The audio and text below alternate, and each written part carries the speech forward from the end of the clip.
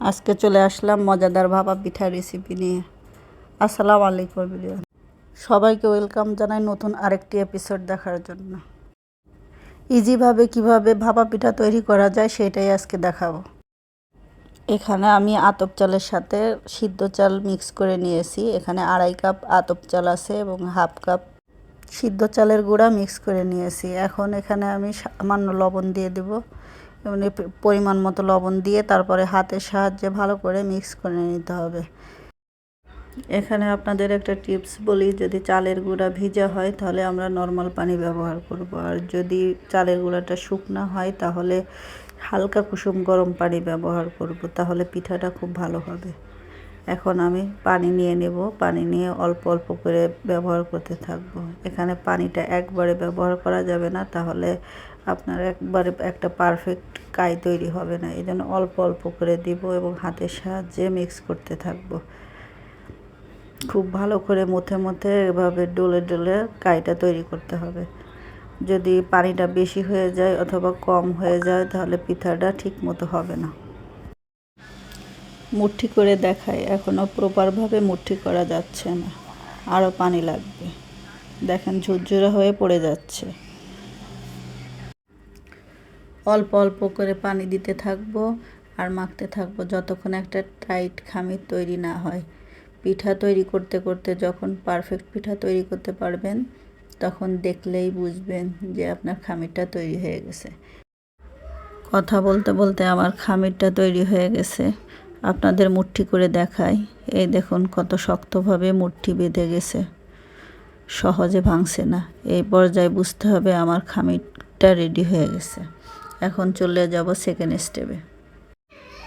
আমি একটা ছাঁকনি নিয়ে নিলাম, এখন অল্প অল্প করে চেলে নিব। আপনারা পিঠাটা যদি মসৃণ চান তাহলে ছোট ছিদ্রিযুক্ত ছাঁকনি দিয়ে চেলে নেবেন, আর যদি বড় দানার পিঠা চান তাহলে বাসার বড় ছিদ্রিযুক্ত চালনি দিয়ে চেলে নেবেন। আমার চেলে নেওয়া হয়ে গেছে, এখন চলে যাব চুলায়। অলরেডি আমি চুলায় একটা পাতিল বসিয়ে রেখেছি পানি দিয়ে, পানিটা গরম হয়ে আসছে। এখন তার উপরে একটা ছাঁকনি দিয়ে দিলাম। এরকম একটা ছাঁকনি সবার বাসায় কম বেশি থাকে, আমি ছাঁকনিটা দিয়ে দিলাম। এখন পিঠা তৈরি করে নেব। আমি একটা ছাঁচ নিয়ে নিলাম, দিয়ে তার মধ্যে কিছুটা চালের গুঁড়া দিয়ে দিয়েছি। দিয়ে এখন আমি বেশি করে গুড় দিয়ে দেব। এখানে আপনাদের একটা টিপস বলি, যদি গুড়টা বেশি দেন তাহলে পিঠাটা ফেটে যাওয়ার সম্ভাবনা থাকে। আমার বাসায় গুড়টা খেতে সবাই পছন্দ করে, এই জন্য আমি এখানে বেশি করে গুড় দিয়ে দিলাম। পরে আবার নারকেল দিয়ে দিয়েছি, নারকেল দিয়ে আবার কিছুটা গুড় দিয়ে সামান্য চালের গুঁড়া দিয়ে দেব, দিয়ে আলতোভাবে চেপে দিয়ে দিলাম। দিয়ে এখন একটা আমি কাপড় ভিজিয়ে রেখেছিলাম, সেই কাপড়টা এর উপরে দিয়ে দেব। দিয়ে এখন চলে যাব চুলায়। আমি এখানে বড় বড় পিঠা তৈরি করেছি, এই জন্য বড় সাইজে করে নিয়ে তৈরি করেছি। আপনারা চাইলে ছোট ছোট তৈরি করতে পারেন। আর আপনার যদি বড় পিঠা তৈরি করেন তাহলে 4 থেকে 5 মিনিট সময় লাগবে। এখন আমি 4 থেকে 5 মিনিট এটা ঢেকে রেখে দেব। 5 মিনিট পরে ফিরে আসছি। আর যখন পিঠাটা দিবেন তখন ছাঁচের উপর হালকা একটু ট্যাপ করবেন, তাহলে পিঠাটা সুন্দর বসে যাবে। আমার পিঠাটা হয়ে গেছে, আপনাদেরকে দেখাই। আমার খামির তৈরি করতে টোটাল 3 কাপ চালের গুঁড়ার মধ্যে 1 কাপ পানি লেগেছে। আমার পারফেক্ট ভাপা পিঠা তৈরি হয়ে গেছে। ফিরে আসছি পরিবেশনের পরে।